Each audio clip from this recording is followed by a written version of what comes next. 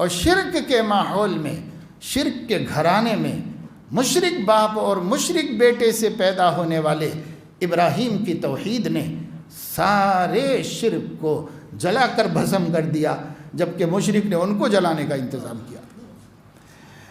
नमरूद ने उनको जलाकर राख बना देना चाहता था मुवहिद को, लेकिन मुवहिद के सीने में तौहीद की जो आग थी